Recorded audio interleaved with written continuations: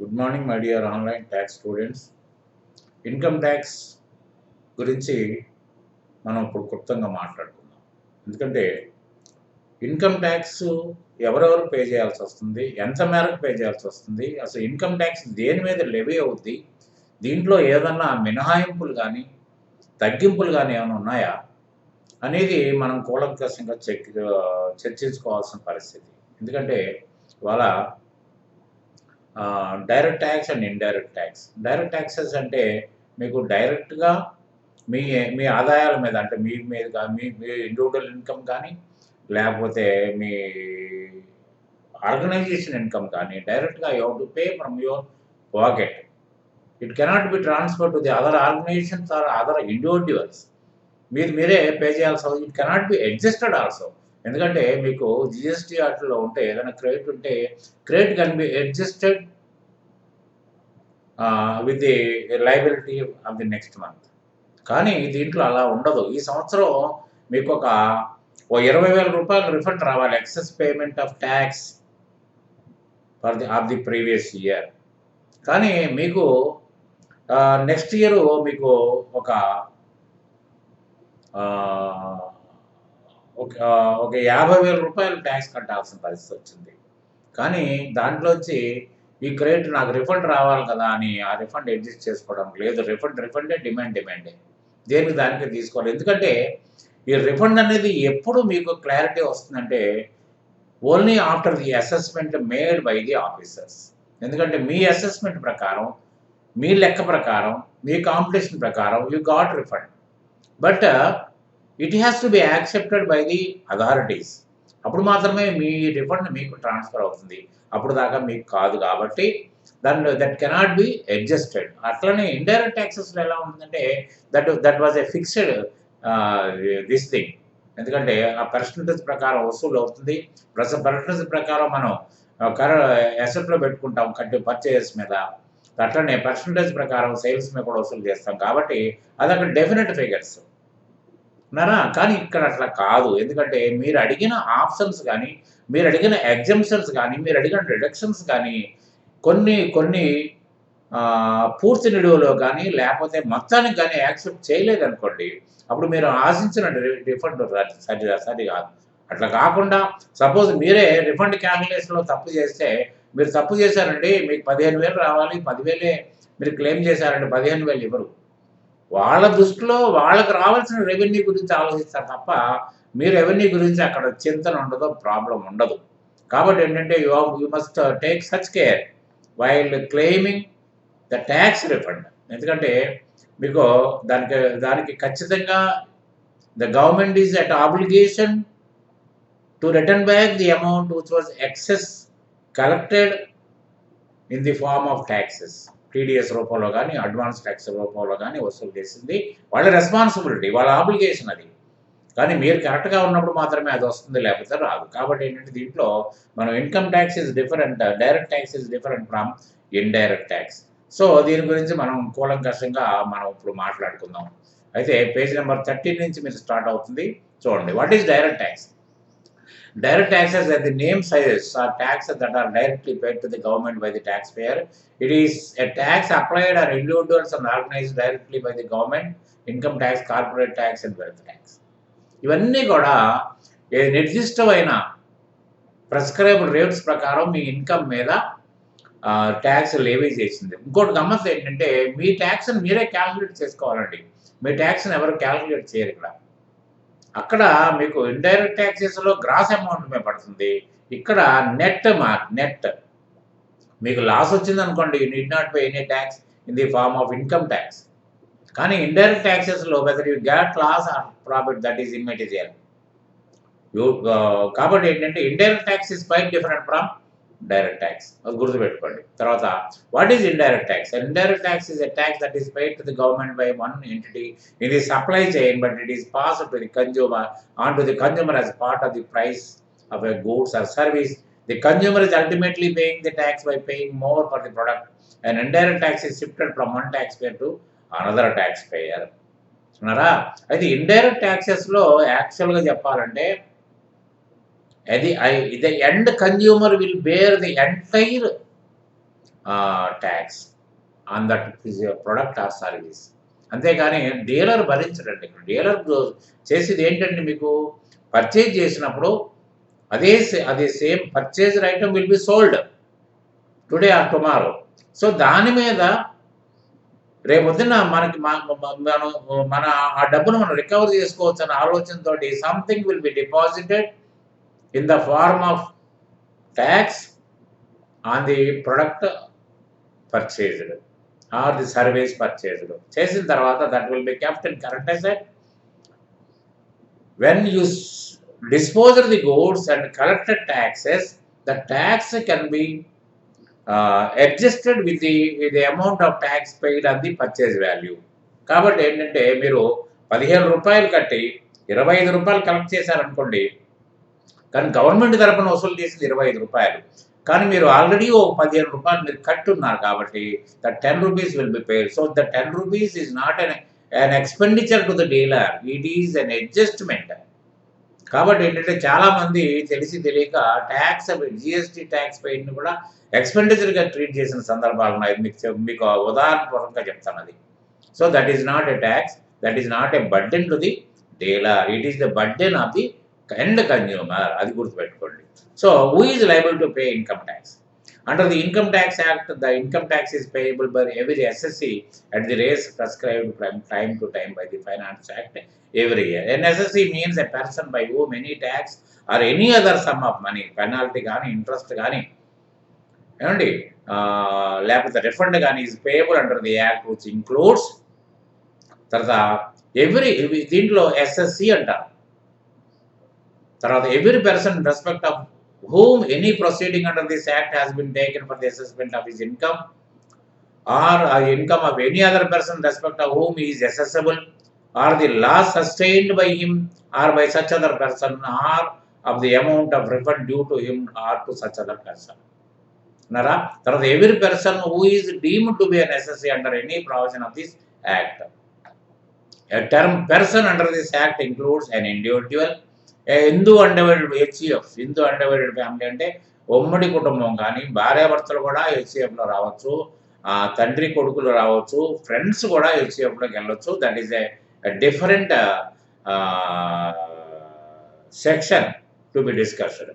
ఎ company తెలుసు కదా, corporates మీకు private and public limited company. A firm అంటే తెలుసు కదా, partnership firm. An association of persons or body of individuals, AOP or BOI. అంటే ఇది అన్రిజిస్టర్డ్ ఆర్గనైజేషన్స్. దీంట్లో కూడా పార్ట్నర్స్ ఉంటారు, పార్ట్నర్స్ కంట్రిబ్యూట్ చేస్తారు జస్ట్ లైక్ ఎ ఫర్మ్. కానీ దీంట్లో ఎక్కడ కూడా షేరింగ్ రేషియోస్ మెన్షన్ చేయరు. తర్వాత రిటర్న్ అగ్రిమెంట్ కూడా ఉండదు. సో దాన్ని ఏఓపిఆర్ బిఓఐ అంటారు, body of individuals. A local authority అంటే మున్సిపాలిటీస్ కానీ పంచాయతీలు కానీ.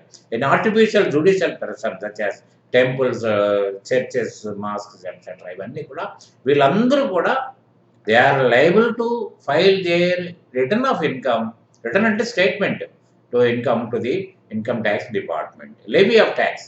Individuals are subject to income tax. Income tax is a direct tax levied on the income earned by individuals, corporations, or other forms of business entities. The Indian Constitution has empowered only the central government to levy and collect taxes.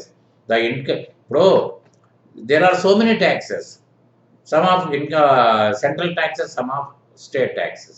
కానీ income tax విషయంలో మాత్రం income tax కానీ corporate tax కానీ ఇవన్నీ కూడా only the central government is empowered to collect, to levy and collect the taxes. దాంట్లో మార్పులు చేర్పులు తీసుకురావాలన్నా, మాఫీ చేయాలన్నా, ఏం చేయాలన్నా కూడా they are empowered to do. అంతేగాని స్టేట్ గవర్నమెంట్కి ఏ విధమైన సంబంధం లేదు. The income tax department setup by the government is governed by the central board of direct taxes. అంటే దానికి ఒక సెపరేట్ ఒక కార్పొరేషన్ లాగా ఉంటుంది. సో దాన్ని ఎందుకంటే ఫైనాన్స్ మినిస్టర్ ఇవన్నీ పట్టించుకోదు. సెంట్రల్ బోర్డు ఆఫ్ డైరెక్ట్ ట్యాక్సెస్లో చైర్మన్ ఉంటాడు. He will do all the needy things. The CBDT is a part of Department of Revenue in Ministry of Finance. It has been charged with all matters relating to various direct taxes in India.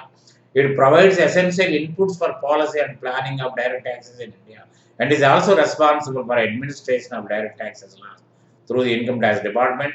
For all the matters relating to income tax, the Income Tax Act 1966 is the umbrella act which empowers the central government of direct taxes to formulate అయితే మీకు ఏదన్నా representation చేసి tax rate తగ్గించమని కానీ, లేకపోతే filing date extension గురించి కానీ మనం డైరెక్ట్‌గా సిబిడిటీ చైర్మన్‌కి రాస్తాం. సిబిడిటీ చైర్మన్ అంటే రెవెన్యూ మినిస్టర్, ఇది ఫైనాన్స్ మినిస్టర్ రెవెన్యూ డివిజన్‌లో ఇది ఉంటుంది. ఇది సిబిడిటీ కంట్రోల్ చేస్తుంది. కాబట్టి ఇన్‌కమ్ టాక్స్ డిపార్ట్మెంట్‌కి కంట్రోలింగ్ డిపార్ట్మెంట్ సిబిడిటీ. సో, దాని రూల్స్ అండ్ రెగ్యులేషన్స్ అన్నీ కూడా సిబిడిటీ నుంచే ఇన్‌కమ్ టాక్స్ డిపార్ట్మెంట్‌కి అవుతాయి. That is according to the rules framed by the CBDT, the income tax department will act. తర్వాత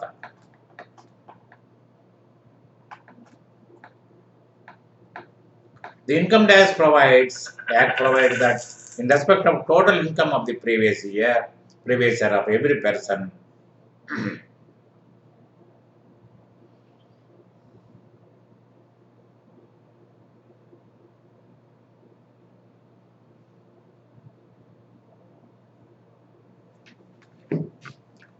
total income of the previous year, every person income tax shall be charged for the corresponding assessment year at the rates laid down by the Finance Act for that assessment year. In other words, the income earned in a year is taxable in the next year, and the income tax rates prescribed for assessment year are applicable in respect of income earned during the previous year. Previous year anna, financial year అయినా, accounting year అన్నా ఒకటే. మీకు 3 పదాలు. Previous year అంటే గత సంవత్సరం. ఎందుకు గత సంవత్సరం అండి అంటే, మీరు మార్చి 31 వరకు, ఏప్రిల్ 1 నుంచి స్టార్ట్ అయింది, మార్చి 31 వరకు మీరు అకౌంటింగ్‌ని చేస్తారు. అప్పుడు మాత్రమే కాంపిటీషన్స్ తయారు చేస్తారు. అంటే మీరు ఫైల్ చేసేది ఎప్పుడు? నెక్స్ట్ ఇయర్, అంటే ఏప్రిల్ 1 నుంచి నెక్స్ట్ ఇయర్ స్టార్ట్ అవుతుంది కాబట్టి, నెక్స్ట్ ఇయర్ ఇండివిజువల్స్ వచ్చేటప్పటికి జూలై, తర్వాత కంపెనీస్, కార్పొరేట్స్ వచ్చేటప్పటికి సెప్టెంబర్ ఫైల్ అవుతాయి. కాబట్టి ఏంటంటే, ఫైల్ అయ్యేది ఎప్పుడు అంటే, గత సంవత్సరం యొక్క మీ ఇన్కమ్ యొక్క డీటెయిల్స్, దాంట్లో లెవీ అయిన ట్యాక్స్ యొక్క పూర్తి సారాంశం మీరు ఫైల్ చేసేది ఎప్పుడు? నెక్స్ట్ ఇయర్‌లో. అంటే అసెస్మెంట్, అంటే మదింపు ఎప్పుడు జరుగుద్ది అంటే, వాళ్ళ దృష్టిలో పెట్టి, అయ్యా నా పరిస్థితి ఇది, నా ఇన్కమ్ ఇంత ఉంది, నేను మీరు చెప్పినట్టుగా మీరు బడ్జెట్‌లో పొందుపరిచిన విధంగా నాకున్న వెసులుబాట్లన్నీ నేను తీసుకున్నాను. ఇదిగో మిగతాది నేను మీకు ఈ డబ్బులు కట్టాలి. ఆ డబ్బులు నాకు ఈ విధంగా టీడీఎస్ ద్వారా కానీ, అడ్వాన్స్ ట్యాక్స్ ద్వారా కానీ అడ్జస్ట్ అయినాయి. మిగతా డబ్బులు ఇంకా నేను ₹10 కట్టాల్సి వచ్చింది. ₹10 నేను సెల్ఫ్ అసెస్మెంట్ ట్యాక్స్ చలాన్ ద్వారా కడుతున్నానని చెప్పి రిటర్న్ ఫైల్ చేస్తాం. అంతేగాని మనం డ్యూలో పెట్టి ఫైల్ చేయము. కాబట్టి ఏంటంటే, ప్రీవియస్ ఇయర్ అన్నా, అకౌంటింగ్ ఇయర్ అన్నా, ఫైనాన్షియల్ ఇయర్ అయినా means the same. Assessment year అంటే మీకు ఎప్పుడైతే అసెస్మెంట్ అవుద్దో, మదింపు ఎప్పుడైతే జరుగుద్దో, దాని మీద ఒక నిర్ణయం, అంటే మీ క్యాల్కులేషన్ ఎప్పుడైతే యాక్సెప్ట్ అవుతుందో ఆ ఇయర్‌ని అసెస్మెంట్ ఇయర్ అంటారు. కాబట్టి ఏంటంటే, ఇప్పుడు 1920కి ఫైనాన్షియల్ ఇయర్‌కి అసెస్మెంట్ ఇయర్ అంటే 2021 అవుతుంది. అంటే ఏదైతే ఎండింగ్ తర్వాత స్టార్ట్ అయ్యే ఇయర్ అవుతుంది. ఎండింగ్ ఎప్పుడంటే 20, కాబట్టి 2021 అవుతుంది. 2021 అసెస్మెంట్ ఇయర్‌కి ఫైనాన్షియల్ ఇయర్ వచ్చినప్పటికి, ప్రీవియస్ ఇయర్ వచ్చినప్పటికి 1920 అవుతుంది. అది మీరు బాగా గుర్తుపెట్టుకోవాల్సిన అంశం. కన్ఫ్యూజ్ కావక్కర్లేదు అది. తర్వాత the financial year in which, తర్వాత in case of a business or profession which is newly started, the previous year commences from the date of commencement of new business or profession up to the March 31st. The income tax subjected to annual amendment by union budget every year. The finance bill in the budget contains various amendments which are sought to be made in direct and indirect taxes levied by the central government. The bill also mentions the rates of income tax and other taxes. The bill, once approved, becomes the Finance Act, and provisions in it are incorporated in the Income Tax Act. అండి, ఇప్పుడు financial year 1 April నుంచి 31 March వరకు మీకు financial year అవుతుంది. అంటే మీరు business కానీ, profession కానీ బహుశా సెప్టెంబర్‌లోనో, జూలైలోనో, లేకపోతే ఏదో మంచి దసరాకో, దీవాళీకో ఎప్పుడో మనం స్టార్ట్ చేస్తాం. కానీ ఆ ఫైనాన్షియల్ ఇయర్‌లోనే మీరున్నట్టు లెక్క. తర్వాత ఇంకోటి ఏంటంటే, ప్రతి సంవత్సరం గతంలో బీజేపీ గవర్నమెంట్ కంటే ముందు మీకు last day of February budget పెట్టేవాళ్ళు. అంటే ఫిబ్రవరిలో లాస్ట్ డే అంటే 28th కానీ 29th కానీ ప్రవేశపెట్టి, ఆ రోజున budget is nothing but estimated incomes and expenses of the government. అది బడ్జెట్ అంటే ఎస్టిమేషన్సే. మన ఇంట్లో కూడా బడ్జెట్ చేసుకుంటాం మనం. అంటే ఈ సంవత్సరం నాకు ఇంత ఆదాయం వస్తుంది, లేకపోతే ఇంట్లో పెళ్లి పేరెంట్ ఉంటే నా దగ్గర నేను డబ్బులు ఉన్నాయి, పెళ్లికి ఇంత అవుద్ది, కట్నానికి ఇంత అవుద్ది, బట్టలు సారికి సీరికి ఇంత అవుద్ది, కాబట్టి మిగతా డబ్బులు ఎట్లా తెచ్చుకోవాలంటే ఎస్టిమేటెడ్ సోర్సెస్ అండ్ ఎక్స్పెన్సెస్. ఇది కూడా అంతే, గవర్నమెంట్ కానీ ఏదైనా ఒకటే, బడ్జెట్ అంటే మీనింగ్ అది. సో ఇదంతా ఎస్టిమేషన్. ఈ ఎస్టిమేషన్స్ మళ్ళీ పార్లమెంట్లో డిస్కషన్స్ అవుతాయి. డిస్కషన్స్ అయిన తర్వాత మీకు ఆ ప్రాంతాల్లో దాన్ని అన్ని ఆమోదం తెలిపిన తర్వాత దాంట్లో ఏమైనా చిన్న చిన్న అమెండ్మెంట్స్ కానీ, లేకపోతే ప్రతిపక్షాలు బలంగా ఉన్నట్టయితే కొన్ని తీసేయడం కానీ, కొన్ని మార్పులు చేయడం కానీ, కొన్ని యాడ్ చేయడం కానీ, ఇవన్నీ జరుగుతాయి. ఎస్టిమేషన్సే కాబట్టి, పక్కా కాదు కాబట్టి. అప్పుడు దాన్ని ఫైనాన్స్ బిల్లుగా రూపాంతరం చెందుద్ది. ఫైనాన్స్ బిల్లుగా రూపాంతరం చెందిన తర్వాత it will be presented to the president of India and ఈ విల్ సైన్ ఆన్ ఇట్. అప్పుడు ఫైనాన్స్ యాక్ట్ అవుతుంది. ఆ ఫైనాన్స్ యాక్ట్లో ఏదైతే ఉన్నాయో రేట్ల విషయంలో కానీ, ప్రొసీజరల్స్లో కానీ, కొత్త కొత్త సెక్షన్స్ అమెండ్ అవ్వడం కానీ, ఇవన్నీ కూడా తర్వాత షెడ్యూల్ ఆఫ్ ట్యాక్స్ రేట్స్ కానీ, తర్వాత డిడక్షన్స్ యొక్క లిస్ట్ కానీ, ఎన్హాన్స్మెంట్లు కానీ, తర్వాత డెలిషన్స్ కానీ, ఇవన్నీ కూడా మీకు ఫైనాన్స్ యాక్ట్లో కనిపిస్తాయి. మీకు దాని ప్రకారం మనకు ఆ సర్టిని అంటే ఈ సంవత్సరం బడ్జెట్ కనుక ఇప్పుడు వీళ్ళు వచ్చిన తర్వాత ఫిబ్రవరి 1 నుంచే మీకు బడ్జెట్ వస్తుంది. అంటే బడ్జెట్ గురించి చాలామందికి అవగాహన ఉండదు. ఇప్పుడు కూడా పెద్ద పెద్ద వాళ్ళకు కూడా అవగాహన ఉండదు. బడ్జెట్లో ఈ సంవత్సరం ఫిబ్రవరిలో పెడితే నెక్స్ట్ ఏప్రిల్ నుంచి అది అమల్లోకి వస్తుంది. అంతే తప్ప ఈ సంవత్సరం మీరు ఏదైతే మీరు ఫైల్ చేయాల్సిన అవసరం, మీరు ట్యాక్స్ని కాంప్యూట్ చేయాల్సిన పరిస్థితి లాస్ట్ ఇయర్ ప్రజెంట్ చేసిన బడ్జెట్ మీదనే ఆధారపడి ఉంటుంది. అది మాత్రం బాగా గుర్తుపెట్టుకోవాల్సిన అవసరం. తర్వాత మ్యాండేటరీ ఫర్ ఫైలింగ్, కంపల్సరీగా ఫైల్ చేయాలి. ఎందుకు ఫైల్ చేయాలి, ఎవరెవరు ఫైల్ చేయాలి నానా. తర్వాత it is mandatory to file income tax returns online for registered tax payers except for those who are above 8 years of age and not having any income from business or profession. 80 సంవత్సరాలు దాటిన తర్వాత ఉండేటోళ్లే తక్కువ. వాళ్ళకి అసలు ఏ విధమైన income from business or profession ఏమి లేకపోతే ఇంట్లో కూర్చుని ఏదో కొడుకులు కూతుర్లు పెట్టి తింటూ ఉంటే ఆయన ఫైల్ చేయకపోయినా ఏమి కాదు. కానీ మిగతా వాళ్ళందరూ ఫైల్ చేయాలి. You must file your return online only. ఇవాళ ఆఫ్లైన్ ఫైలింగ్ అంటూ లేదు, ఆన్లైన్లోనే ఫైల్ చేయాలి. ఆ ఆన్లైన్ ఫైలింగ్లో కూడా సిస్టమ్ అంతా మారిపోయింది. మీ చాప్టర్లో మీకు మీ మెటీరియల్లో కూడా ఉంటుంది, ఈ అసెస్మెంట్ సిస్టమ్ అని ఉంటుంది. అప్పుడు వచ్చినప్పుడు మనం దాని గురించి ప్రస్తావించుకుందాం. ఇప్పుడు దాని లెంగ్త్ అవుతుంది అనవసరంగా మాట్లాడుకుంటే. దీంట్లో ఎవరెవరు ఏం చేయాలి, your gross total income before allowing any deductions under 80C and 80Q exceeds 2.5 lakhs in the financial year 18-19. అంటే గ్రాస్ టోటల్ ఇన్కమ్ 2.5 అంటే మీకు డిడక్షన్స్ కానీ ఎగ్జంప్షన్స్ కానీ ఏమీ తీసేయక ముందు గనక, ఎగ్జంప్షన్స్ తర్వాత మీరు చాప్టర్ 6A అంటారు, దాంట్లో 80C నుంచి 80U వరకు డిడక్షన్స్, అలవబుల్ డిడక్షన్స్ ఉంటాయి. అవేమీ తీసేయక ముందు మీకు 2,50,000 రూపాయలు కనుక ఇన్కమ్ దాటి ఉంటే, that is not net income, that is gross ఇన్కమే. అది ఎగ్జంప్షన్స్ తర్వాత టోటల్ ఇన్కమ్ అంటారు. అది అయితే యూ హ్యావ్ టు ఫైల్. అదే సీనియర్ సిటిజన్స్ అయితే అబోవ్ 60 years అయితే 3 lakhs నరా, అబోవ్ సీనియర్ సిటిజన్స్ అయితే అంటే వెరీ సీనియర్ సిటిజన్స్ అయితే 5 lakhs వరకు, 5 lakhs దాటితే మాత్రం కంపల్సరీగా ఫైల్ చేయాలి. తర్వాత అది కాకుండా people spending 2 lakhs over 2 lakhs అనే foreign trip, depositing 1 crore in a year in a bank account for paying 1 crore in a year in a bank account or paying power bill over 1 lakh in a year need to file ITR. 1 lakh ఎప్పుడు pay చేస్తామండి మనం, దారుణంగా ఏసీలు గీసీలు అన్నీ హంగామా ఉంటే మనం 1 lakh bill అయిపోద్ది, ఎందుకు కాదు. కాబట్టి ఏంటంటే వాళ్ళు కూడా కంపల్సరీగా ఇర్రెస్పెక్టివ్ ఆఫ్ యువర్ ఇన్కమ్, మీకు ఏ ఇన్కమ్ లేదు, మీరు విహారయాత్రలకి ఫారెన్ పోయారు, 2 లక్షల రూపాయలు ఖర్చు పెట్టారు, ఏముంది ఫ్లైట్కి, వాటికి, హోటల్కి, మనకు ఈ టూరిజం వాళ్ళకి ఇచ్చేది సరిపోద్ది. లేకపోతే 1 lakh బ్యాంకులో డిపాజిట్ పెట్టారు, ఇవన్నీ కూడా దీస్ ఆర్ మ్యాండేటరీ. తర్వాత యు ఆర్ ఏ కంపెనీ కానీ ఫర్మ్ కానీ అయితే irrespective of the income you got, మీరు 100 రూపాయల ఇన్కమ్ ఉన్నా you have to file through paying a tax according to the schedule rates.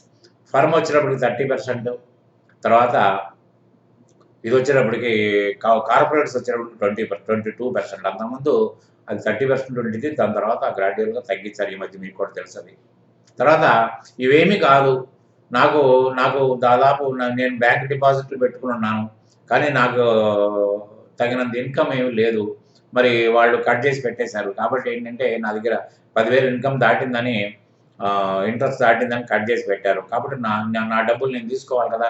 That is నాకు ట్యాక్స్ లేనప్పుడు అండి ఆ ట్యాక్స్ రిఫండ్ ఫైల్ చేయడానికైనా if you want to carry forward your loss, అంటే carry forward losses, బిజినెస్లో loss వచ్చింది last time, దాన్ని carry forward చేయాలి. దాన్ని కూడా మీరు క్లెయిమ్ చేయాలంటే ఈ సంవత్సరం ప్రాఫిట్స్లో తగ్గించుకోవాలంటే మీరు టైంలో ఖచ్చితంగా ఫైల్ చేయాలి. తర్వాత you are required to file income tax return receipt of income derived from property under held under a trust or charitable or religious purpose or political party or a research association, news agency, education or medical ఏదైనా కానివ్వండి. తర్వాత ఏంటంటే మీరు మళ్ళీ property అమ్ముకున్నా కూడా మీరు అప్పుడు కూడా క్యాపిటల్ గెయిన్స్ ట్యాక్స్ వస్తుంది. దాంట్లో ఇన్వెస్ట్మెంట్ చేయకుండా డబ్బులు పెట్టుకుంటే దానికి కూడా మీరు లైబిలిటీ ఉంది. If you have to file your income tax if you are resident in India but a property or financial interest in outside India. తర్వాత if you are a foreign company taking treaty benefit on a transaction India, a proof of return filing may also be required at the time of applying for a loan or a visa. మీకు వీసాకి వెళ్ళాలన్నా కూడా మీకు return ఖచ్చితంగా అడుగుతారు.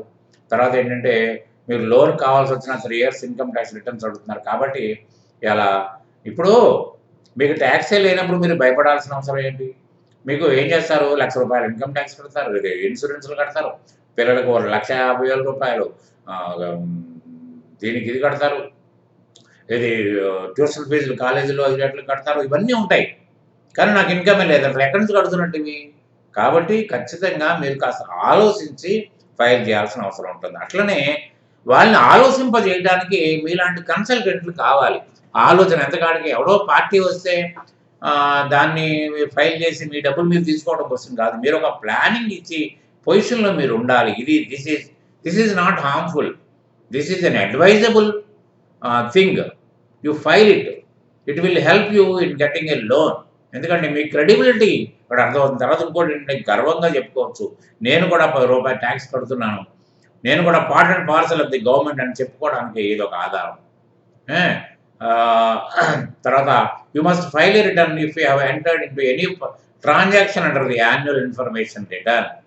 Annual information రిటర్న్లో మీకు ₹10,00,000 SBI అకౌంట్లో మీకు ట్రాన్సాక్షన్, యాన్యువల్ ట్రాన్సాక్షన్ దాటినా, తర్వాత హై వాల్యూడ్ ట్రాన్సాక్షన్ జరిగిన, తర్వాత ఏంటంటే 50,000 పైబడి మీరు ప్రాపర్టీ అమ్మినా కొన్నా, ఇవన్నీ కొన్ని ఏఐఆర్ అంటారు దీన్ని, annual information return. The banker will file. మీ అవసరాలు ఆయనకి ఉండవు. కాబట్టి ఏంటంటే అప్పుడైనా మీకు నోటీస్ విల్ బి గివెన్. ఇవన్నీ మీరు దృష్టిలో అంటే మీరు ఇవన్నీ కమిట్ అయినట్టు మీకు కూడా తెలుస్తుంది కదా. కాబట్టి మీరు ఉంటే సర్వత్రా మంచిది. Reasons why you must file ITR even if you don't fall in tax habit, why need to file అని అంటే మీరు ఎందుకు ఫైల్ చేయాలి అనేది. The government mandates that individuals who earn a specified amount of annual income must file income tax return with a pre-dated due date. The tax is calculated must be paid by individual. Failure to tax will invite penalties from the income tax department. మీకు తెలుసు కదా, ఇప్పుడే మనం ప్రస్తావించుకున్నాం కదా, మీకు ₹2,50,000 రకరకాలుగా వచ్చి ఉండొచ్చు. మీరు ఉద్యోగం చేస్తే రావాలో, వ్యాపారం చేస్తే రావాలని ఏం లేదు. ఎవరికో సహాయం చేసినందుకు కమిషన్ వచ్చి ఉండొచ్చు, బ్రోకరేజ్ ఉండొచ్చు, మీరు అదే రియల్ ఎస్టేట్లో మీరు కమిషన్ ఏజెంట్గా పనిచేస్తున్నారు, చిట్ ఫండ్ కంపెనీలో కమిషన్ ఏజెంట్గా పనిచేస్తున్నారు, ప్రైవేట్ ట్యూషన్ చెప్తున్నారు, పార్ట్ టైం అకౌంట్స్ చేస్తున్నారు, తర్వాత ఇవన్నీ ఉన్నాయి. ఇవన్నీ కూడా మీరు లెక్కేసుకుని మీకు ₹2,50,000 కనుక ఆదాయం దాటుంటే మీరు ఖచ్చితంగా మీరు ఇన్కమ్ ఫైల్ చేసి తీరాల్సిందే. అది ఒకవేళ కనుక నెగ్లెక్ట్ చేస్తే you will be caught and you will be penalised. Although it's not mandatory for Income Tax Act for individuals to file ITR if their gross total income for the government is less than 250. However, let us give 7 good reasons why you must file this moral and society social duty. So, ఇవన్నీ అవసరం లేదు, నాకు ₹2,50,000 కూడా లేదు, కానీ ఎందుకు file చేయాలనుకుంటే మీకు the gross income refers to the total income from the 5 heads of income and is calculated before allowing any deductions under 80C of the Act. మీకు 80C నుంచి 80U వరకు చాప్టర్ 6A అంటారు. దాని గురించి పెర్మిసిబుల్ డిడక్షన్స్ అనే చాప్టర్లో ఉంటాయి, మీరు చదవండి కావాలంటే ముందుగానే. If one gross total income is above is rupees 3.3 lakhs and investment under section 86 is 1 lakh, the taxable income becomes to 2.3 lakhs. The ITR still needs to be filed as GI gross total income exceeds exemption limit before adjusting the deductions. ఏమండి, మీరు పిల్లల school ఫీజులు కట్టారు, ఇన్సూరెన్స్లు కట్టారు, పీపీఎఫ్లు కట్టారు, ఎన్నో చాలా ఉన్నాయి. ఆ సెక్షన్స్లో చదివితే మీకు చాలా కనిపిస్తాయి. మరి ఇవన్నీ ఉన్నప్పుడు నాకు అంత ఇన్కమ్ లేదంటానికి ఛాన్స్ లేదు. ఎందుకంటే సపోజ్ ఇవన్నీ కలిపితే ఒకసారి మీరు క్యాలిక్యులేట్ చేసుకుంటే 3,30,000 వచ్చింది అనుకోండి, చిన్న ఉదాహరణ. దాంట్లోంచి మీరు 1 lakh కనుక మీరు పొదుపు కార్యక్రమం కానీ, పిల్లల స్కూల్ ఫీజులు కానీ, లేకపోతే ఇల్లు కట్టుకుంటే దాని మీద రీపేమెంట్ కానీ చేశారనుకోండి, 1 lakh వచ్చింది అనుకోండి, అది తీసేస్తే మీకు 2.3 lakhs. The ITR still needs to అది జీటీఐ అంటే gross total income exceeds the exemption limit before adjusting for deductions. అంతకుముందే చెప్పాం కదా, బిఫోర్ డిడక్షన్ కనుక మీరు 2,50,000 దాటి ఉంటే మీరు ఖచ్చితంగా చేయాలి. బ్యాంక్ లోన్స్ కంపల్సరీగా మీకు బ్యాంక్ లోన్స్ అప్పుడు మీరు 3 years రిటర్న్స్ ఇస్తే తప్ప మీకు, ఎందుకంటే మీరు గవర్నమెంట్ దృష్టిలో మీరు ఇన్కమ్ ఎర్నర్ అయి ఉంటారు. తర్వాత మీ యొక్క పొదుపులు కానీ ఇతర కానీ అన్ని దాంట్లో కనిపిస్తూ ఉంటాయి. కాబట్టి ఏంటంటే banks and other non banking finance institutes require income tax return to process home education and other types of loans. It is also mandatory to have income tax returns for the processing of any visa, also some credit card companies. అంటే మీరు నోటుతో income మీకు ఉండొచ్చు, మీరు నోటుతో income చెప్పినంత కాదు, ఎందుకంటే ఆ authentic figure అది. ఎందుకంటే ఇన్కమ్ ట్యాక్స్ రిటర్న్లో authorised figure it was assessed by the income tax department. So ఆ ఫిగర్ని తీసుకుని మీకు యొక్క ఇన్కమ్ని క్యాల్కులేట్ చేసి వాళ్ళ బ్యాంకుల క్యాల్కులేషన్స్ ప్రకారం, వాళ్ళ యొక్క పద్ధతి ప్రొసీజర్ ప్రకారం loan for education or for home loan or credit card will be granted. కాబట్టి అది లేకుండా మాత్రం మీకు ఇవ్వరు. తర్వాత క్రెడిట్ కార్డ్స్ అయినా పరిస్థితి అదే. Establishing income proof in compensation cases. ఎందుకంటే మీకు although the Motor Vehicles Act does not make it compulsory to provide the ITR while arriving at the compensation in case of accidental death or disability, the claims tribunal agreed procedure approved by Delhi High Court mentioned the need of ITR in case of self-employed persons. The idea is to establish the income of person to arrive at the compensation for which an ITR can serve as an income proof. In case of private sector employees, the salary statement from employer and the last 6 months of bank statement was sufficient. కాబట్టి ఏంటంటే ITR is most required document. తర్వాత visitors visa, మీరు ఎక్కడికైనా ఒక Dubai కానీ, Singapore కానీ, America కానీ visiting చేయడానికి వెళ్తే దానికి కూడా మీకు వీసా కావాలంటే you must submit the income tax returns. Carry forward losses, తర్వాత ఏంటంటే మీకు గత సంవత్సరంలో ఉన్న క్యారీ ఫార్వర్డ్ లాసెస్ కనుక ఈ సంవత్సరం క్లెయిమ్ చేయాలంటే కంపల్సరీగా మీరు ఐటీఆర్ ఫైల్ చేసి ఇన్ టైంలో ఫైల్ చేస్తేనే అది మీకు సాధ్యమవుతుంది. అదే వీసీ ఫండింగ్ అంటే మీకు స్టార్టప్లకి, తర్వాత వెంచర్ క్యాపిటల్ ఉంటుంది, ఎందుకంటే వాళ్ళ ఈక్విటీ ఇస్తారు. అది వీసీ ఫండింగ్ కూడా ఇది అవసరం. ఎందుకంటే judicial interviews 7 years of ITR records are checked to establish a candidate's credibility. On similar lines, interviews for posts of CA, lawyer or senior auditor too should be backed by your income tax returns for the past few years. ఆ విధంగా అంటే సైద్ధాంతిక పరంగా చట్టబద్ధత కలిగి ఉన్న returns. ఎందుకంటే ఉట్టిగా ఏదో మిమ్మల్ని చూసో మీ వెనకున్న ఆస్తిపాస్తులకో దానికి ఏంటంటే ఇన్కమ్ ట్యాక్స్ రిటర్న్లో పొందుపరిచిన డీటెయిల్స్ అన్నీ కూడా వేరొక ఆథరైజ్డ్ డిపార్ట్మెంట్ దృష్టి పడుతుంది. కాబట్టి దానికి ఒక validity. Being a law abiding citizen అంటే మీ ప్రభుత్వం మీరు ఎవరినైతే అప్రోచ్ అయ్యారో వాళ్ళ దృష్టిలో మీరు అంటే చట్టాన్ని గౌరవించే వ్యక్తి అని. It is recommended to keep the income tax department informed about income tax. This communication is only possible when you file your ITR. అంటే మీరు ఒక గౌరవప్రదమైన వ్యక్తి, మీరు చట్టాన్ని గౌరవించే వ్యక్తి కాబట్టి మీకు తగిన విధంగా మీకు ఏ విధమైన ప్రోత్సాహం ఇవ్వాలో ఆ విధమైన ప్రోత్సాహం మీకు ఇస్తారు. తర్వాత క్లెయిమింగ్ రిఫండ్ అంటే మీకు నేను చెప్తాను ఇందాక, మీకు ఏ విధమైన ఇన్కమ్ లేదు, కాకపోతే మీ ఇంట్రెస్ట్ ఇన్కమ్ వచ్చింది. ఇంట్రెస్ట్ ఇన్కమ్ కూడా 2,50,000 లోపు వచ్చింది మీకు. మరి అటువంటిప్పుడు మీకు అసలు ట్యాక్స్ లేనప్పుడు మరి మీకు ఏదైతే కట్ చేసుకున్నారో ఆ డబ్బులన్నీ ఇవ్వాల్సిందే. కాబట్టి మీరు if you want to claim your refund you have to file your tax return. Avoidance of penalty. తర్వాత ఏంటంటే మీరు ఒకప్పుడు మీకు 2 ఇయర్స్ వరకు ఛాన్స్ ఉండేదండి. ఇప్పుడు అలా మన మోడీ గారి ప్రభుత్వంలో 1 ఇయర్‌కే కుదించారు దాన్ని. అది అప్పుడు కూడా ఏంటంటే మీరు due date if not extended July 31 due date ఇండివిడ్యువల్స్‌లో మీరు గనక డ్యూ డేట్‌లో ఫైల్ చేయకపోతే ఎక్స్టెండ్ అయిందనుకోండి, ఆగస్టు వరకు ఎక్స్టెండ్ అయితే ఆగస్టు వరకే లెక్క. ఫైల్ చేయకపోతే 234(F) పెనాల్టీ ఉంది. 234 ఏబీసీ ఉన్నాయి.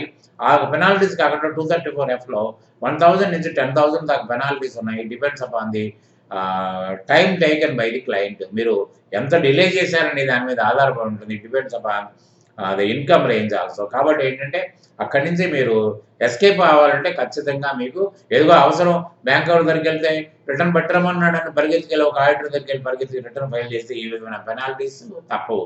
తర్వాత ఇంకోటి కూడా ఏంటంటే బ్యాంకర్ కూడా మీరు ఇన్ టైంలో ఫైల్ చేయలేదు, మా కొరకే ఫైల్ చేశారని ఒపీనియన్లోకి వస్తాడు. ఆ విధంగా కూడా సతాయించే పరిస్థితి ఉంది. Legal sanction to your income.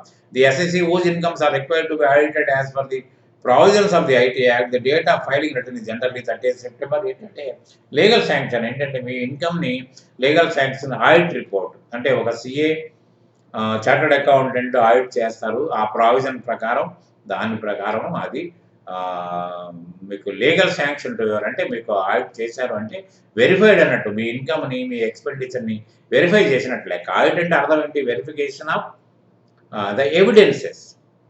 అది. తర్వాత tax planning, tax evasion and tax management. Tax planning అంటే ఏంటండి? ట్యాక్స్ ప్లానింగ్ అంటే to minimise your tax burden taking all the possibilities into account. అంటే ప్రతి బడ్జెట్లో కూడా రకరకాల ఆప్షన్స్ ఇచ్చారు. ఇప్పుడు టేక్ ఫర్ ఎగ్జాంపుల్ సెక్షన్ 80(D)లో మీకు మెడికల్ ఇన్సూరెన్స్ పాలసీ ఉంది.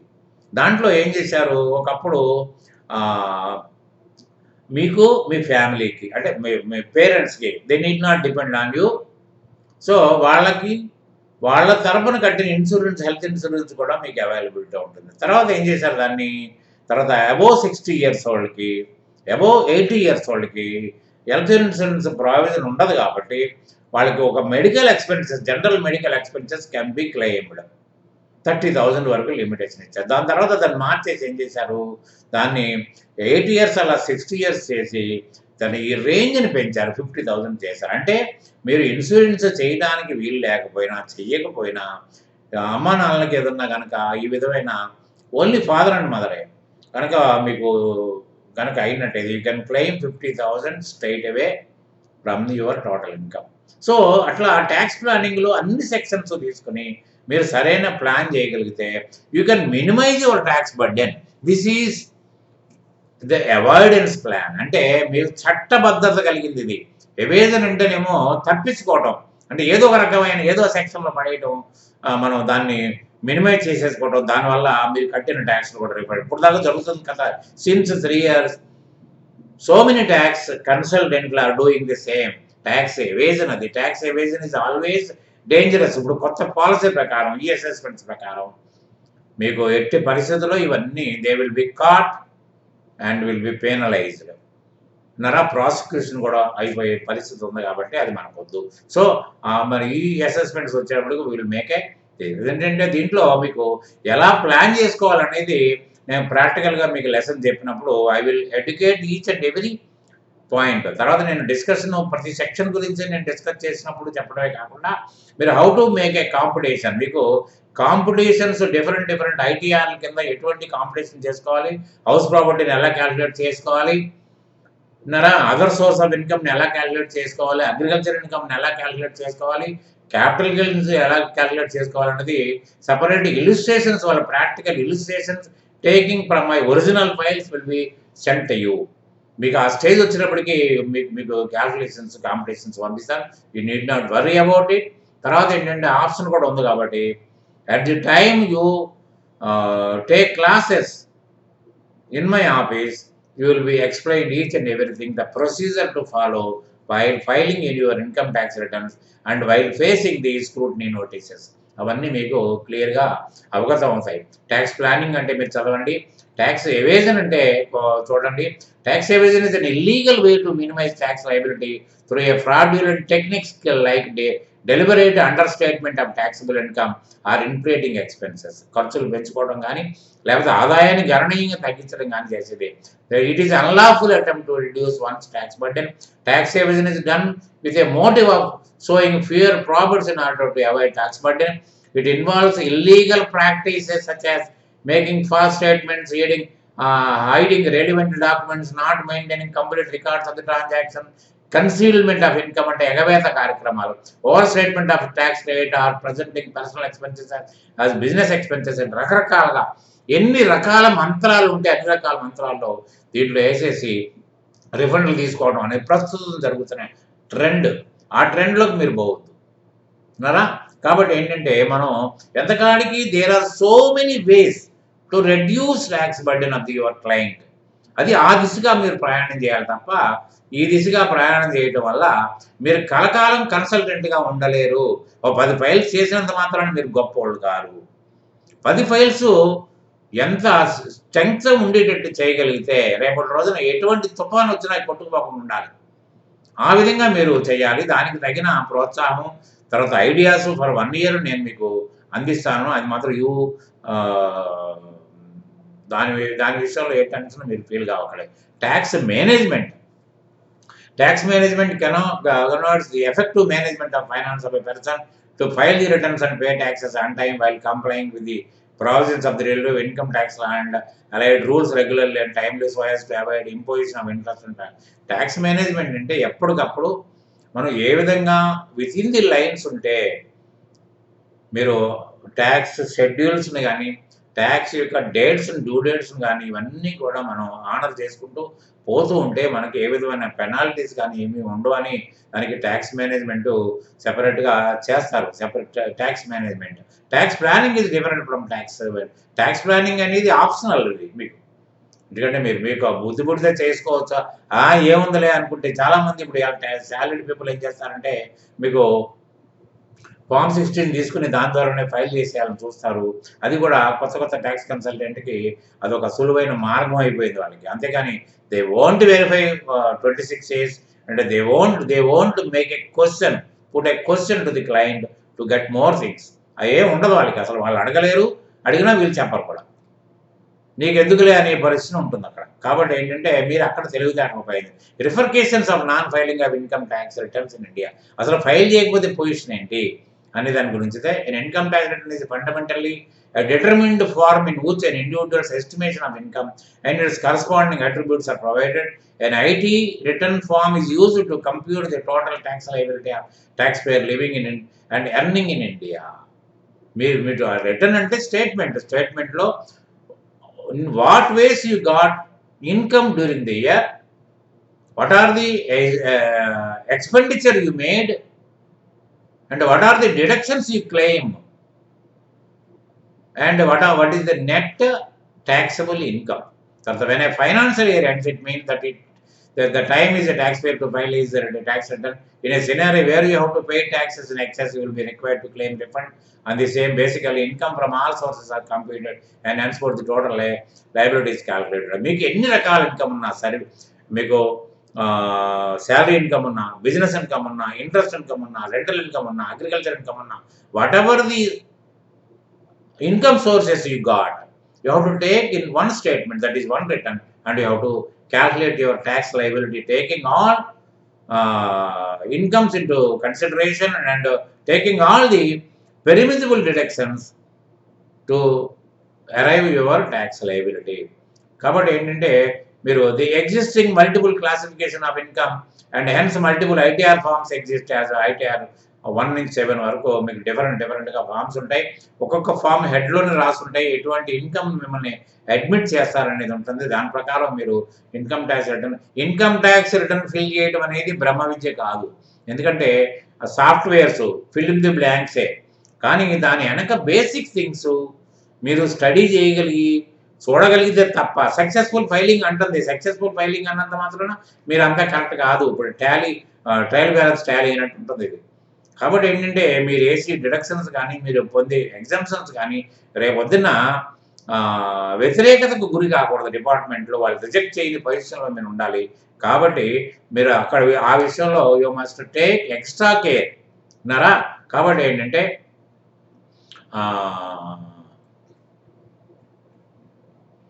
తర్వాత now are clear with the basics of income tax, it is time to understand the grave consequences that follow non-filing of income tax returns in India. As much as filing income tax returns might seem like a tedious job, it is also important to bear in mind its importance in the realm of taxation, claiming refunds and filing more than not people to forget file their due income tax returns and as a result miss out in the due date. There are also times when people just do not want to invest that kind of energy into income saving and documentation that is here hefty in nature. అయితే మీరు ఇవన్నీ అయ్యో time waste అవసరమా లేదా ఎవరికొకరికి ఇచ్చేత income tax return మీద చాలా పెద్ద పెద్ద వాళ్ళు కూడా పెద్ద కేర్ తీసుకోకుండా ఎవరికో 100-150కి ఇచ్చి ఫైల్ చేయించుకుంటే వాళ్ళు ఎక్కువైపోతున్నారు రోజు రోజుకి. తర్వాత ఇన్కమ్ ట్యాక్స్ కడతారు, టీడీఎస్ కట్ అవుతుంది, అన్నీ బాగానే ఉంటాయి. నా ఫైలింగ్ అయిపోయింది కదా, నా ఇన్కమ్ ట్యాక్స్ ఆబ్లిగేషన్ అయిపోయింది కదా, then what is the need to file my income tax return అనే వాళ్ళు చాలామంది ఉన్నారు. కాబట్టి ఏంటంటే మీరు అవన్నీ కూడా మీరు పట్టించుకోకుండా మీ రిటర్న్ ఫైల్ చేయటం వల్ల సర్వత్రా మీకు అన్ని రకాలుగా ఉపయోగం ఉంది. రేపటి రోజున ఇది ఎన్నో రకాలుగా మీకు లీగల్ డాక్యుమెంట్ అవుతుంది, మిమ్మల్ని కాపాడుతుంది కూడా. కాబట్టి ఏంటంటే interest in huge quantum and subsequent penalties. విన్నారా? మీరు రిటర్న్ ఫైల్ చేసినంత మాత్రం కాదు, దీంట్లో చాలా ఉన్నాయి. మళ్ళీ మీకు స్క్రూటినీ నోటీసెస్ వస్తాయి, ఆ స్క్రూటినీ నోటీసెస్ మీరు ఎదుర్కోవాల్సి వస్తుంది. తర్వాత in case of income tax department deems it fit they will issue A notice for any individual who has filed his return. ఇప్పుడు ఏం చేస్తున్నారంటే మీరు రిటర్న్ ఫైల్ చేయకపోతే కూడా దే ఆర్ ఇష్యూయింగ్ నోటీసెస్, ఎందుకు ఫైల్ చేయలేదు అని. This notice is issued under 142(1) of the Income Tax Act, and furthermore, even after the issue of notice, if there is a non-compliance from the taxpayers and a penalty thereafter sanctioned against them, if the taxpayer owes any taxes, the Department of Income Tax penal interest rate conforming to Section 234A at the rate of 1% on the monthly basis will be levied. ఆ నోటీస్ని కొంతమంది మీరు file చేశారు, ఆ notice చదవడం అర్థం చేసుకోవడం కూడా ఇబ్బంది అయ్యి దీనికోసం ఏ కన్సల్టెంట్ని ఆడిటర్ని కన్సల్ట్ చేద్దాం ఊరుకున్నట్లయితే వాళ్ళ టైం ఇస్తారు. దీని కనుక మీరు పట్టించుకోకపోతే ఆటోమేటిక్గా మీ మీద పెనాల్టీ లేవీ చేసి జ్యూరిస్డిక్షన్ ఆఫీస్కి అటాచ్ చేసేస్తారు. అది ఆ విధంగా. తర్వాత ఏంటంటే మీరు కేవలం రిటర్న్ ఫైల్ చేయడానికి ఒక కన్సల్టెంట్ ఉన్నప్పుడు వాళ్ళు మిస్గైడ్ కూడా చేసే అవకాశం ఉంటుంది. ఎట్లా అంటే అది మామూలు నోటీసెస్ సార్, అందరికీ వస్తుంది కామన్ నోటీసెస్, డిఫాల్ట్ నోటీసెస్ అంటే మీరు ఊరుకుంటే కూడా ఇవ్వండి. ఎందుకంటే ఇప్పుడు ముందు రోజులు చాలా గడ్డు రోజులు, తర్వాత లిమిటేషన్స్ ఉన్నాయి నోటీసెస్కి, అవి మాత్రం చాలా జాగ్రత్తగా గమనించాలి. తర్వాత materialisation of legal prosecution and recent statement issued by the supreme court. ఎందుకంటే దీంట్లో మీకు ఖచ్చితంగా పెనాల్టీస్ కాకుండా మిమ్మల్ని ప్రాసిక్యూట్ చేసే అవకాశం ఉంది. అదే ఉద్యోగం చేస్తే ఉద్యోగాల నుంచి తీసేయమని అధికారాలు కూడా, మీరు రికమెండ్ చేసే అధికారాలు కూడా మీకు డిపార్ట్మెంట్కి ఉంది. కన్సీల్మెంట్ పెనాల్టీ, ఏదన్నా ఒక ఇన్కమ్ని ఎగరగొట్టేయడం కానీ ఇవన్నీ జరిగితే మీకు concealment. Tax refund will be delayed, ఏదన్నా కనుక అయినట్లయితే కొంత రిఫండ్ని విత్డ్రా చేయడం జరుగుతుంది. లేకపోతే ఎప్పుడో పాత రికార్డ్స్ ప్రకారం కనుక మీకు ఉన్నట్టయితే దానికి అడ్జస్ట్మెంట్ ఇవ్వాలని కూడా మీరు అడ్జస్ట్మెంట్ తీసుకోవచ్చు అని కూడా అడుగుతారు. తర్వాత మీరు కనుక when you are applying for any kind of loan personally, there is a requirement to declare an income declaration అప్పుడు కనుక ఒకటే ఆధారం ఏంటి ఇన్కమ్ ట్యాక్స్ రిటర్న్. మీరు కనుక ఇవ్వకపోతే కనుక మీకు లోన్ రావడం అనేది అంత తేలికైన పని కాదు, ఇట్ బికమ్ ఏ హ్యాజిల్. తర్వాత ట్యాక్సేషన్ ఆఫ్ పార్ట్నర్షిప్స్కి వచ్చేప్పటికి మీకు డబుల్ ట్యాక్సేషన్ ఉండదు, ఓన్లీ ఫర్మ్ ఇన్కమ్ మీద పడుతుంది 30%. కాబట్టి ఏంటంటే మళ్ళీ ఆ ఇన్కమ్ను పంచుకున్న తర్వాత ఇండివిజువల్ ఇన్కమ్లో మీరు ఆ షేర్ ఇన్కమ్ మళ్ళీ మీకు వాటాకు వచ్చిన ఇన్కమ్ ట్యాక్సబుల్ కాదు, కాకపోతే కలుపుతో తీసేస్తాం. అది మీకు ట్యాక్స్ రిటర్న్స్ వచ్చేటప్పుడు కాంపిటీషన్లో మీకు పూర్తిగా అవగాహన అవుతుంది. తర్వాత కార్పొరేట్స్ వచ్చేటప్పటికి 30%లోంచి మీకు 22%కి తగ్గించేశారు. తర్వాత అది పరిస్థితి. తర్వాత main heads of income for tax company. As per the section 14 of the Income Tax Act 1961, there can be several modes of income for an individual. The computation of income tax is an important part and has to be calculated according to the income of a person. The income has to be classified properly so that there is a zero confusion. regarding the same. The government has classified the source of income under separate heads and then the income tax is computed accordingly. The provisions and rules are according to the details mentioned in the income tax head. దాంట్లో మీకు 5 main heads ఉంటాయి. దాంట్లో income from salary, income from business or profession, income from house property, income from other sources, income from capital gains. ఈ 5 heads కింద మీరు ఇన్కమ్ని మీ income tax రిటర్న్లో పొందుపరచాల్సిన అవసరం ఉంటుంది. సో ఒక్కొక్క ఇన్కమ్ని తీసుకుని మనం దాంట్లో ఏమేమి ఉన్నాయో మనం డీప్గా చేద్దాం. దీంట్లో ఫస్ట్గా మనం శాలరీ గురించి మనం మాట్లాడాం. ఎందుకంటే మీరు ఫైలింగ్ చేయాల్సిన టైం వచ్చేటప్పటికి ఫస్ట్ శాలరీస్నే డీల్ చేయాల్సి వస్తుంది. ఎందుకంటే ఫస్ట్ స్టార్ట్ అయ్యేది ఇండివిజువల్ ట్యాక్సెస్లో శాలరీసే ఎక్కువ. ఎందుకంటే బిజినెస్ పీపుల్ అంత తొందరగా మీకు రారు. శాలరీడ్ పీపుల్ వస్తారు. ఎందుకంటే వాళ్ళు ఒక కంప్లీట్ ఒక బ్యాచ్ అంతా ఒకళ్ళని సూజ్ చేసుకుంటారు, మొత్తం కలెక్ట్ చేసి ఇచ్చేస్తూ ఉంటారు.